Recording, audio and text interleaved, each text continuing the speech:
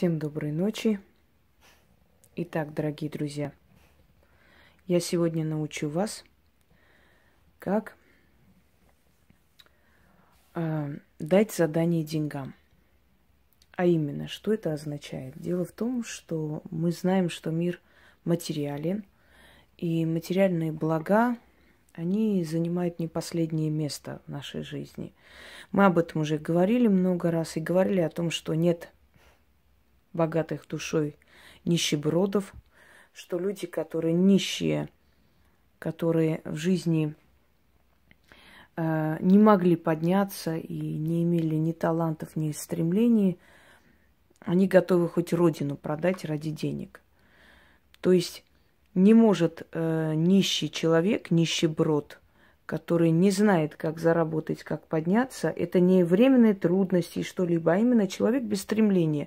Не может такой человек быть богатой душой. Это самооправдание людей, у которых нет ни мечты, ни стремления, ни желания работать, к чему-то стремиться. Вот я бедный, но богатый душой. Нет таких людей. Бедный человек, то есть человек, который беден и не хочет стремиться к чему-то, я не имею в виду, что люди, которые имеют физические увечья, люди, у которых есть проблемы, не получается у них подняться по жизни, а именно те люди, которые не стремятся ни к чему, не стремятся учиться, подняться, чего-то добиться, потому что самая легкая дорога, самый легкий путь в этой жизни это, знаете, как вам сказать, обвинять, во-первых, всех, что все виноваты в твоих бедах, вот нет у тебя поддержки, помощи и так далее. И второе, это самооправдание, что богатство зло. Почему оно зло?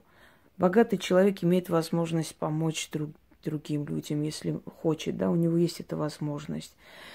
Что, мол, главное это духовное богатство. Согласна, это главное духовное богатство, душа богатая, широкая душа. Но если ты видишь, что у твоего соседа есть дом, есть машина, что он строит дачу, что он может позволить себе купить украшения, поехать в ресторан, а ты не хочешь с места шевелиться для того, чтобы чего-то добиться в этой жизни, хоть что-то поменять, да, в своей жизни, то у тебя рано или поздно возникает ненависть, зависть к этому человеку. И я никогда не поверю, что люди, которые нищеброды в душе, это не бедность. Послевоенное время была бедность, был голод, люди донашивали вещи своих умерших родственников или своих старших братьев, сестер. Это была бедность, и бедность была по определенным причинам, но поднимали страну. Вот они были богаты душой, потому что они не хотели смиряться с этим положением, потому что человек, который смиряется с этим положением, то есть с положением нищего, он никогда ни к чему не стремится, и ни у него, ни у его детей ничего не будет. Но люди не смирялись с положением, они строили будущее, они стремились к лучшему, и они знали, мечтали, были уверены, что будет лучшая жизнь, что города поднимутся с руин и так далее. То есть хочу сказать, что бедность по неволе, бедность из-за войн, из-за экономических крахов или чего-то еще, каких-то катастроф в жизни, люди вон снимаются с места, уезжают, им приходится оставлять дома. Это о другом говорит. А бедность по собственному желанию, как говорил Генри Форд, не мешайте кому-то быть бедным, может быть, это мечта его жизни, да, всей его жизни. То есть бедность по собственному желанию, по своему усмотрению, это уже совершенно иное. И такие люди, когда говорят, мы бедные, но богатые душой, но при этом обливают дерьмом всех, кто лучше них живет, их не волнует, что этот человек работает, стремился, десятки лет отдал, здоровье отдал. Это не имеет значения. Вот он живет хорошо, а у меня этого нету, и надо, скажем так, облить дерьмом, да, надо очернить этого человека, чтобы легче стало самой. Такие люди чаще всего говорят о душевных богатствах, душевных качествах, которыми они не обладают. Так вот, я говорю, что человек должен стремиться к хорошей жизни, помочь родным, близким, своей родине, помочь собакам, кошкам на улице корм купить элементарно. Для всего нужны деньги, дорогие друзья. Мы живем с вами в материальном мире, никуда не денешься от этого. Поэтому, когда я даю много ритуалов денежных, говоря о том, что какой-то ритуал этому человеку подходит, какой-то другому человеку, чтобы был большой выбор, некоторые меня обвиняют в том, что я просто зациклена на деньгах. Идиотизм полнейший. Я хочу, чтобы вокруг меня было много удачливых людей. Я этого добиваюсь. У меня есть сын, который растет в обществе, у него будут свои дети и так далее. Я хочу, чтобы мое поколение, мое потомство, мои дети, да, внуки и правнуки жили в окружении людей, которые стремятся к чему-то, в окружении удачливых, ну, пускай не богатых, но среднего класса населения. Почему бы нет? И я поэтому людям дарю и помогаю, и объясняю. И многие мои лекции, например, «Закон денег» или «Чужие несовершенства превращай в деньги» и так далее. Сейчас не помню, как я точно назвала.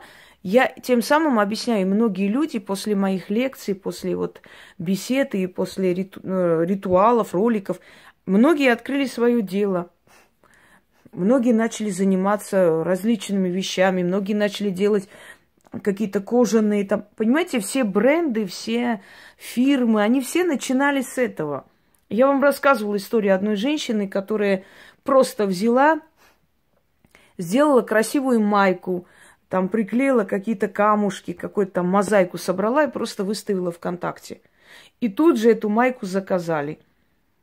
И она поняла, что это пользуется успехом. Она начала делать другие.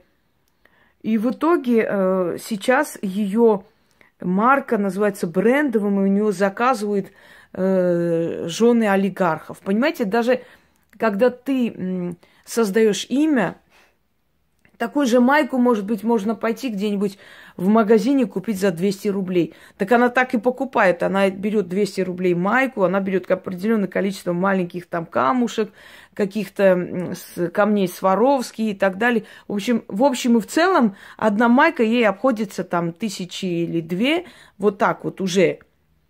И она эти майки продает за 120 тысяч, за 300 тысяч. Его покупают вот эти майки богатые женщины и кичатся перед друг другом, что вот я вот покупаю такой-то бренд. То есть о чем я хочу сказать вам, что все в этом мире создается, все очень многое, если не все строится на иллюзиях. То есть вещи, которые, я понимаю, есть качественные вещи, есть ширпотреб, да, разница большая, но, например, я знаю вещи, которые ничем не уступают тем же вещам, которые продаются в ЦУМе. Я в этом ЦУМе видела такие, ну, просто невероятные цены. Вот я подарила такую же вещь, не буду говорить кому, я подарила такую же вещь, она стоила где-то 35 тысяч, вот примерно так, зимнее красивое пальто. И вижу другого цвета, очень безвкусно, ну вот как бы наподобие этого пальто в ЦУМе, которое стоит на минуточку 650 тысяч. Я говорю, ну не может быть такого. Это одна и та же фирма, просто здесь даже безвкусно такое ощущение, как, знаете, банный халат напоминает вот этот цвет. И он стоит 650 тысяч. И фирма одна и та же. Но одно вот то, что вот в ЦУМе продают, знаете ли, вот это уже чего-то стоит. То есть я хочу сказать, что многие бренды, они всего лишь берут деньги за свое имя, за фирму.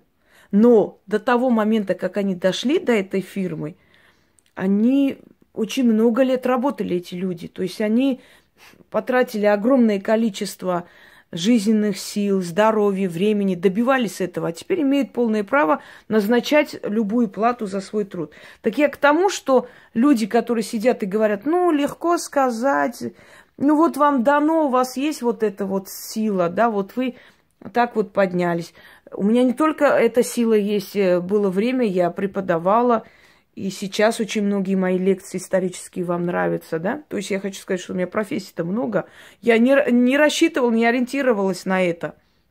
И еще я вам хочу сказать, что я никогда в жизни не начинала любую работу, имея как бы в голове мысль о деньгах.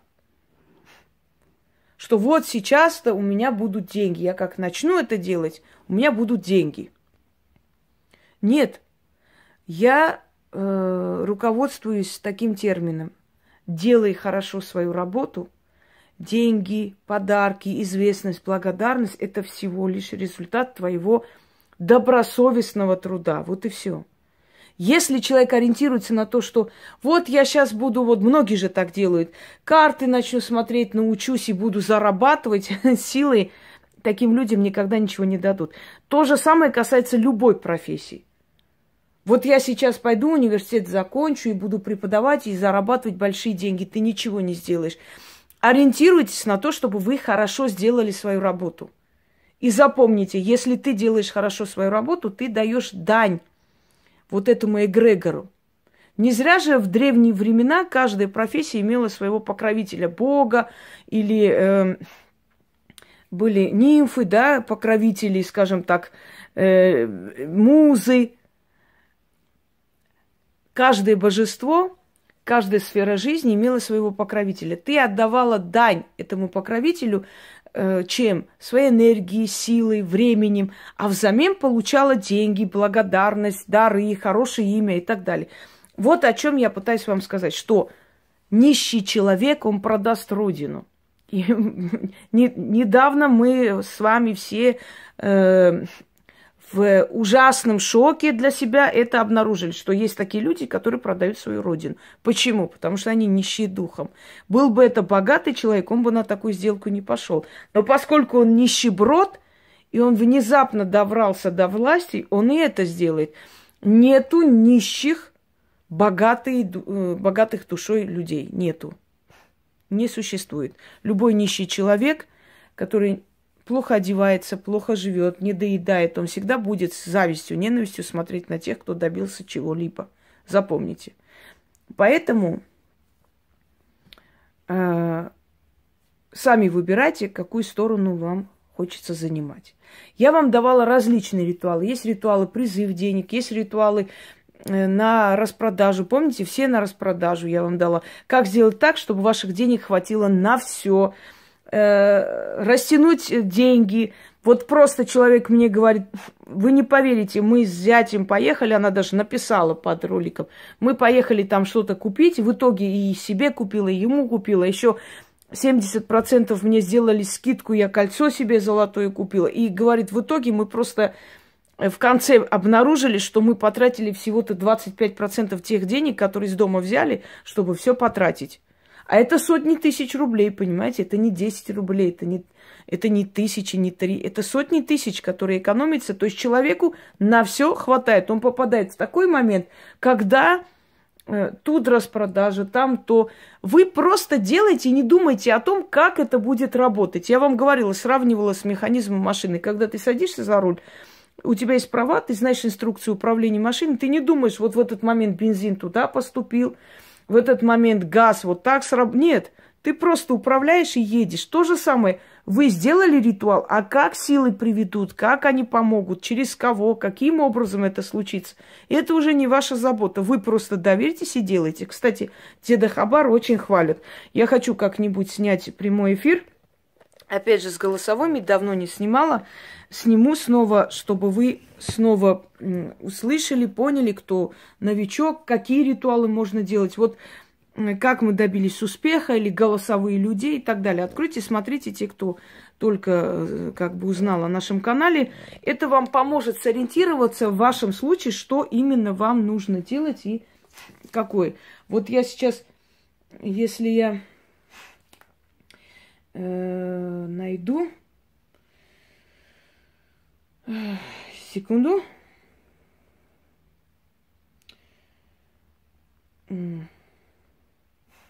Это СМС, я вам прочитаю. Под ритуалом продать дом, машину и так далее. Я сама в это не верила, но все же решила попробовать. 2 года не продается квартира моей бабушки. Отдала этот заговор своей тетке. Она провела, на следующий день появились покупатели. Тетка меня очень долго ругала за то, что я раньше это не сделала. И вы знаете, я вам хочу сказать, вот эти дары, которые всем поперек горла, то, что я получаю, вы не представляете, сколько мне пишут и просят мою карту и так далее, чтобы отблагодарить. Я всегда говорю, я дарю эти работы. Но если люди хотят это делать, это их право. Но я никогда не давала никому, вот, положите мне на карту и так далее. Если отправляли через Яну, просили или что-то заказывали мне. То есть, почему это делалось? Будут ли люди просто так дарить тебе, если твои работы им не помогут? Понятное дело, что нет. Это уже о чем-то говорит. Так вот, я говорю о том, что человек востребованный, ты хороший визажист, ты делаешь маникюр, прически, торты печешь, неважно. Если ты профессионал, ты добьешься успеха. А те, которые сидят и плачут, вот просто элементарно, я вам сейчас скажу, ой, что делать, вам легко сказать.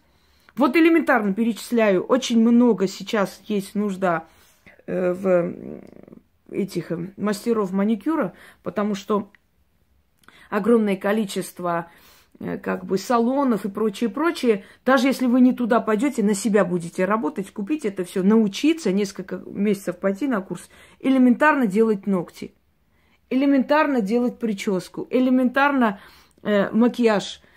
Полно, на свадьбы едут люди, на какие-то вот сейчас перед праздниками вообще не протолкнешься, заранее надо записаться.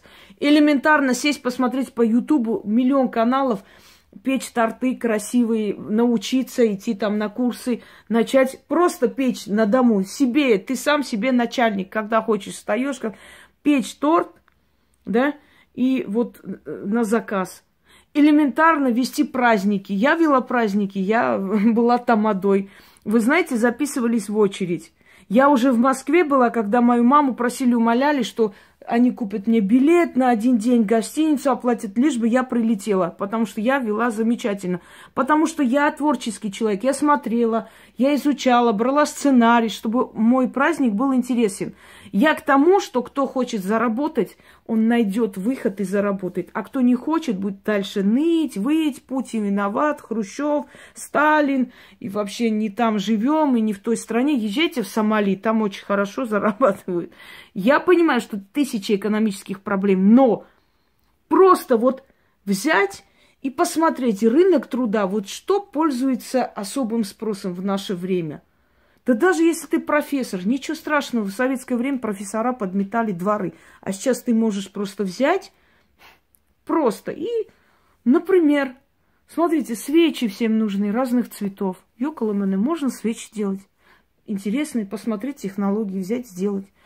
Что нужно людям еще? Майки нужны. Вот можно купить просто обычную там сумку дермантиновую, сделать с камнями и продать.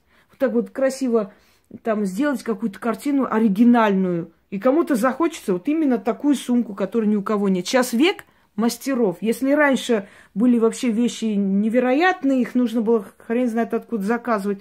Сейчас, пожалуйста, вот все, что вот вы видите, это работа мастеров. Вот это вот шкатулка, вот эти все украшения, это ювелирные, именно вот как бы личные, так на заказ сделанные, да, видно, что их несколько штук. Вот, пожалуйста, шкатулка. Что вам еще показать? Свечи, которые тоже продают, делают уже. Вот этот алтарь славянских богов. Куклы. Ну, это понятно, что это как бы специальная фирма, но ну и есть мастера, которые не хуже делают такие красивые вещи. Ну, вот смотрите, просто все, что вы здесь видите, это работа мастеров. Может, кому-то чучело нравится, он заказывает.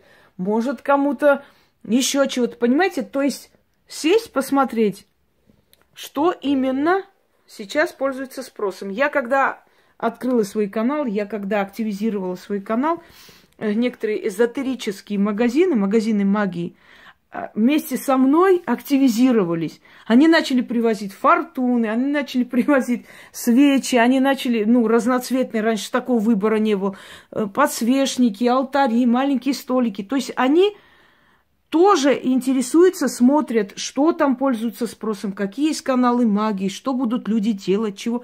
И вот после развития моего канала, я несколько раз была в этих магазинах, не несколько раз, много раз, и часто меня там узнавали.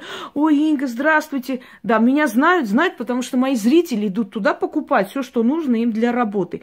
Я говорю к тому, дорогие друзья, что если вы хотите, ну пусть не миллиардерами стать, но, по крайней мере, жить среднестатистически и суметь заработать, вы это можете. Я знаю девочек, вот мои хорошие окружение, знакомые, друзья, да, могу и друзьями назвать, давно общаемся, и замечательно себя порекомендовали эти девочки.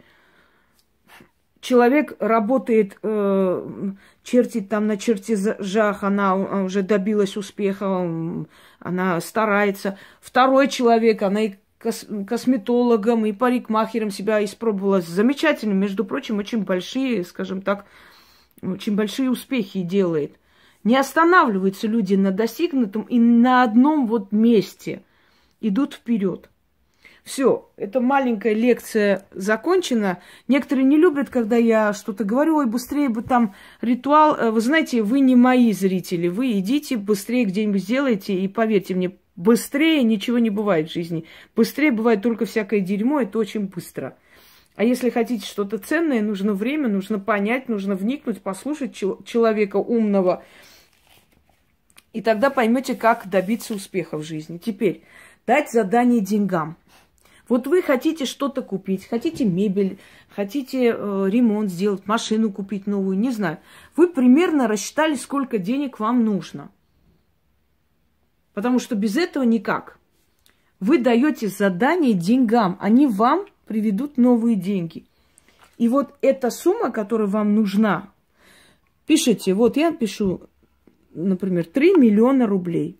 Вот так вот я решила, сейчас мне вот так нужно. Я хочу к весне начать, скажем, строительство вот второго этажа. Дальше в этом году не хочу, потому что высокосный год – это не самый лучший год для начала каких-то мероприятий. Это будет долго длиться. Вот, я хочу второй этаж сделать, как я хочу, и все остальное. То есть добавить все, что мне надо.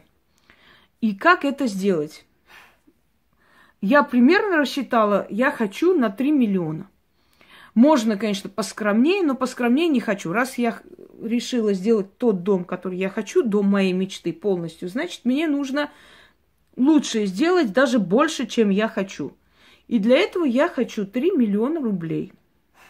Вот я так решила. И что будем делать? Будем делать следующее. Эти деньги накопятся за короткое время. Потом я еще раз проведу, еще раз накопится. И к весне у меня будет намного больше, поверьте мне. И я начну это строительство без страха, без переживаний. Я все сделаю. Это все будет каким образом происходить? С помощью, то есть благодаря моей работе, моим стараниям. С воздуха они не упадут. Но оно получится. Берете одну купюру. Лучше, если на этой купюре пятерка. Вот $5. Я не знаю, $500, по-моему, есть. Да, уже 500 рублей. Но я решила 5000 взять. Вот от 5000 у меня так получается. У каждого по-своему. Знаете, у кого-то 1000 рублей там накапливается, собирается по 1000, у кого-то долларами. У меня приходит долларами, но я перевожу в рубли. То есть таким образом у меня накапливается. У каждого по-своему. Неважно, где вы будете копить, лично в руках или на карту, но оно придет через эти деньги. Эти деньги не тратьте. Ну, когда ваша мечта осуществится, оно вам уже будет не нужно, можете потратить. 3 раза в месяц вам нужно провести этот ритуал. Нужна зеленая ткань, зеленые свечи. Кладите рядом атрибуты богатства. Ну, скажем так, украшения и прочее. Зеленый. Проводите этот ритуал 3 раза.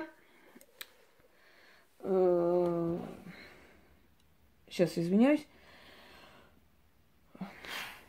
Этот ритуал проводите 3 раза в месяц. До того момента, пока ваша мечта не осуществится. Когда осуществится, можете это потратить, можете просто оставить и так далее. Каждый раз зажигайте 3 зеленые восковые, обязательно воск. Потому что в этом ритуале это, знаете, когда свечи парафиновые, как правило, это значит, что я делаю акцент больше на энергию огня. Неважно, откуда эта энергия получается. От свечей, можно даже какой-нибудь другой источник огня, да? Но если нам нужно именно сила земли, вообще воск, поскольку воск – это сила природы. Откуда берется воск? От цветов, да? Воск. Зеленый воск нужен. Вам нужна шкатулка. Внизу пишите ручкой ту сумму, которую вы рассчитали. Неважно, когда оно придет. Но оно обычно приходит, смотря какая у вас профессия, если вы на себя работаете за короткое время. То есть в течение полугода оно точно к вам придет. Но рассчитывайте на свои силы. Не пишите там $1 миллиард, если вы, например, сидите на пенсии дома и ничем не хотите заниматься. Силы вам с воздуха не дадут. Некоторые идиоты говорят, вот сейчас упадут с воздуха. Нет, не упадут. Они вам дадут через вашу работу, через клиентскую базу, если вы что-то продаете, через какие-то премии, через какие-то подарки и так далее. Они вам дадут. Но не просто так с воздуха, а благодаря вашему труду. Но если у вас нет благословения и помощи сил, то вы можете работать 24 часа в сутки, вы ничего не получите. Ритуалы, они рассчитаны на то, чтобы ваша работа дала быстрый и лучший результат. Берете эту купюру. Нужно положить сюда. Так, я сейчас извиняюсь. Вот таким образом. Читайте это 6 раз. Я как-нибудь помещу. Потом закрывайте и прячете.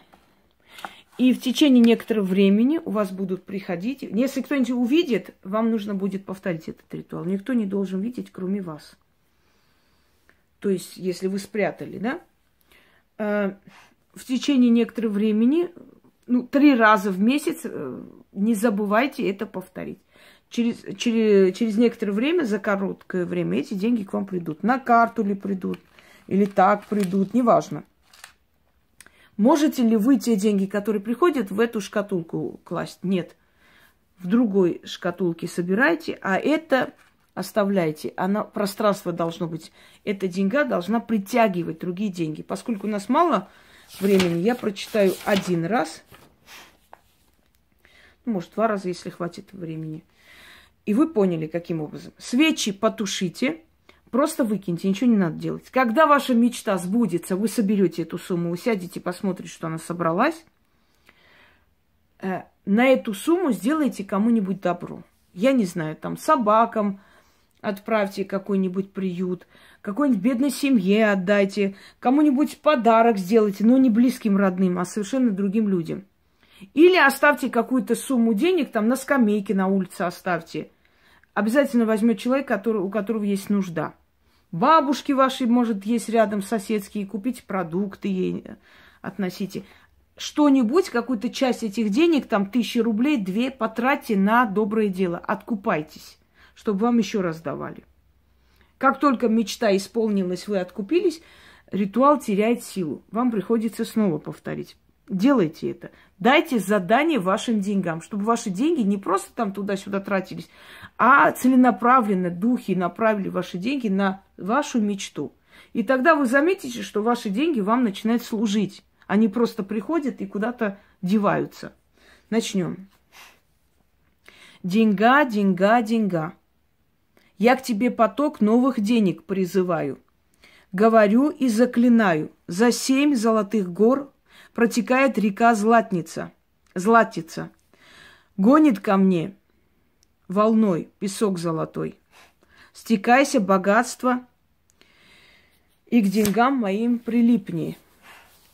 Приумножь мои деньги для особого дела. Приумножайся, деньга, расти, деньга, сундуки мои наполняй. И задание мое исполняй. Я даю задание тебе, деньга. Соберись, сил наберись. И через свое множество помоги мечту осуществить. Называйте. Хочу получить 3 миллиона рублей. Я свое называю. Даю деньгам наказ, даю деньгам приказ. Хочу 3 миллиона рублей. Исполни мое желание. Так и будет. Истинно. Вы можете даже сказать, например, хочу сделать ремонт. Но это будет неопределенно. Силам нужна определенность. Вы должны точно, четко сказать, сколько вам денег для этой мечты нужно. А лучше сказать, сколько вам денег нужно. Остальное вы сами решите, как эти деньги использовать. Еще раз давайте прочитаю. Деньга, деньга, деньга. Я к тебе поток новых денег призываю. Говорю и заклинаю. За 7 золотых гор протекает река Златица. Гонит ко мне волной песок золотой. Стекайся, богатство, и к деньгам моим прилипни. Приумножь мои деньги для особого дела. Приумножайся, деньга, расти, деньга. Сундуки мои наполняй и задание мое исполняй. Я даю задание тебе, деньга. Соберись, сил наберись и через свое множество помоги мечту осуществить. Хочу 3 миллиона рублей. Даю деньгам наказ, даю деньгам приказ. Хочу 3 миллиона рублей. Исполни мое желание, так и будет, истинно. Вот так вот.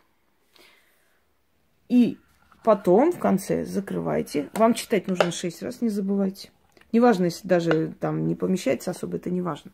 И эту шкатулку куда-нибудь спрячьте. Как только наберется за короткое время, тем более, я сказала, если вы на себя работаете, как только наберется, откупайтесь добрым делом.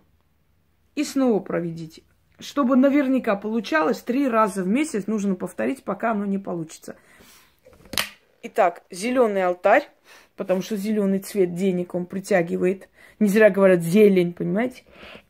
Зеленые свечи восковые, атрибуты богатства, положите там различные украшения и так далее, и так далее. Некоторые говорят, вот у меня нет украшений, значит, не беритесь за такие работы. Сначала делайте попроще, когда накопится, тогда уже побольше. Потому что сразу большие деньги, большие богатства, большое имущество вы не притянете таким образом. Вы сначала должны приучить свою энергию к энергии денег. А для этого вы должны постепенно подниматься. Сразу министром уборщица не станет. Сначала она станет там заведующий отдела и так далее, будет стремиться к этому. То же самое. Резко прийти, сделать ритуалы сильные на богатство и считать, что ты разбогатеешь, нет. Идите к этому постепенно. А кто уже шел и знает, как они работают, смело берите и проведите этот ритуал. И за короткое время ваша мечта осуществится. Всем удачи!